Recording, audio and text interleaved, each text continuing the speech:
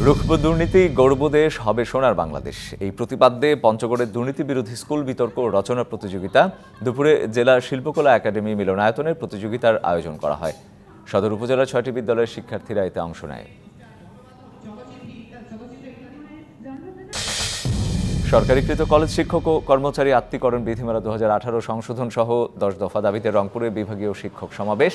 দুপুরে চেম্বার ভবনে এই সমাবেশের আয়োজন করেন রংপুর বিভাগীয় শিক্ষক সমাবেশ বাস্তবায়ন কমিটি। অংশ নেন বিভাগের 8 জেলা থেকে আগত শিক্ষক প্রতিনিধিরা।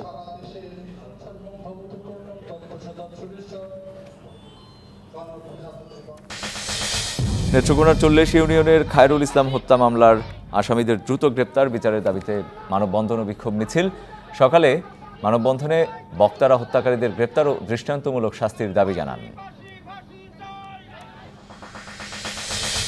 চট্টগ্রামের চন্দনাইশ উপজেলার সকল মাধ্যমিক বিদ্যালয়ের এসএসসি 91 ব্যাচের প্রাক্তন ছাত্র ছাত্রী পরিষদের মিলন মেলা অনুষ্ঠিত। সকালে উপজেলার সুচিয়ায় কমিউনিটি সেন্টারে দিনব্যাপী এই মিলন মেলায় 25টি উচ্চ বিদ্যালয়ের প্রায় 300 শিক্ষার্থী অংশ নেন।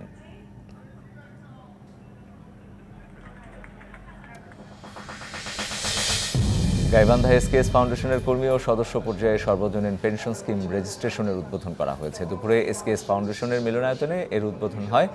বক্তারা বলেন, সর্বজনীন পেনশন স্কিমের মাধ্যমে নিরাপদ ভবিষ্যৎ নিশ্চিত করা সম্ভব।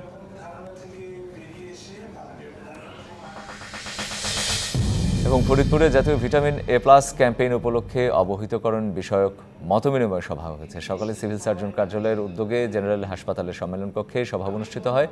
এই কার্যক্রম সম্পূর্ণ করতে কাজ করবে 3838 জন স্বাস্থ্যকর্মী ও স্বেচ্ছাসেবী।